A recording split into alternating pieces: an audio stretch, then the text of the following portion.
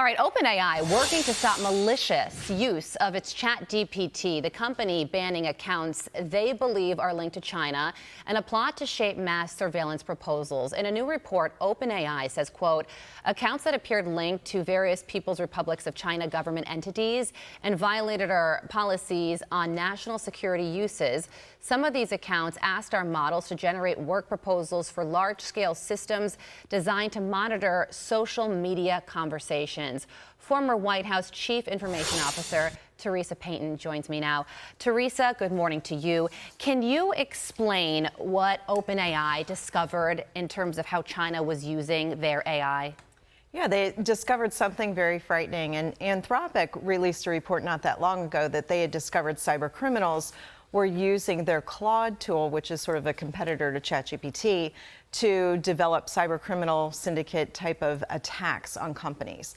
And so what ChatGPT or OpenAI is saying is that they've uncovered accounts linked to China. China, for their part, has denied it, and that these accounts were doing different things, creating social media campaigns, creating malicious software, different things that could be attacking different corporations, but also trying to track down disaffected groups that are trying to stay away from Chinese politics, doing social media campaigns against them. I mean, really, it's sort of an all of the above when you look at the multiple choice menu. Yeah, and this report specifically cited China trying to use OpenAI to surveil the Uyghur population. So they're using it internally on their own people. Terrible authoritarian government attempting to be even more authoritarian.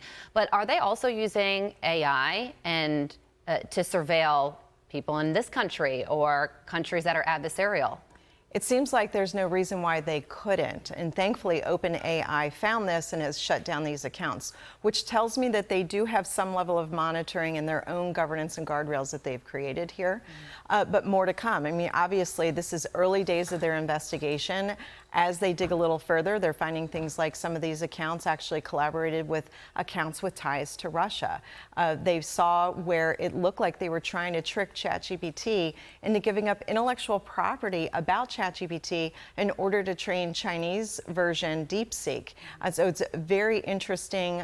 We'll probably know more in the weeks and months to come. Yeah, and this probably isn't the point of all this, but I did think it was interesting that China was using a U.S. AI company when they do have something like DeepSeek. So why didn't they just use their own?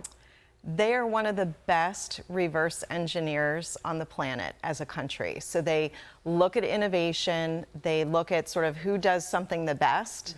And even though we say like flattery is the best form of, imitation is the best form of flattery, in this case, it's the theft of intellectual property is what they're trying to accomplish. What about China? What about Russia and Iran?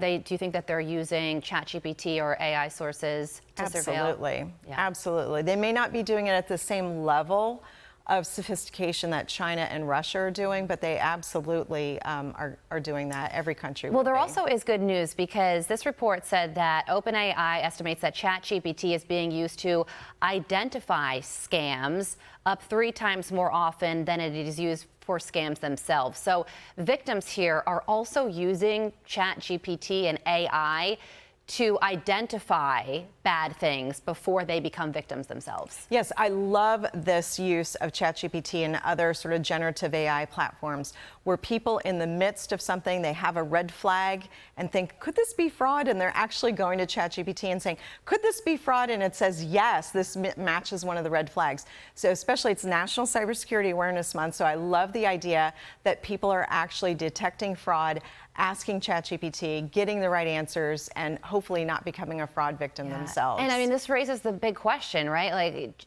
AI as a tool, it could do so much bad, but also so much good. So in the end, which one is going to weigh out? Well, the way we make sure it's more of a force for good than bad is we need additional governance and guardrails. So transparency.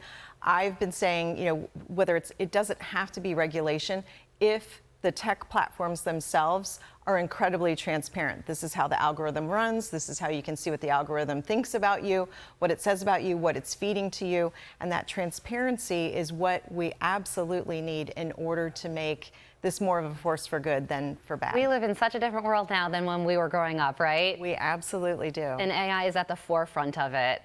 These companies, they seem to be open to the regulations, though. Why is that?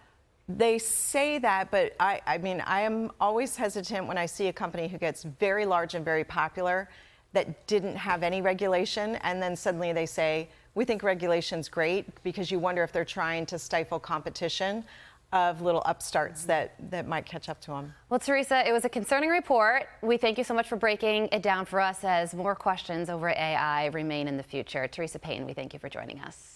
I'm Steve Doocy. I'm Brian Kilmeade. And I'm Ainsley Earhart. And click here to subscribe to the Fox News YouTube page to catch our hottest interviews and most compelling analysis.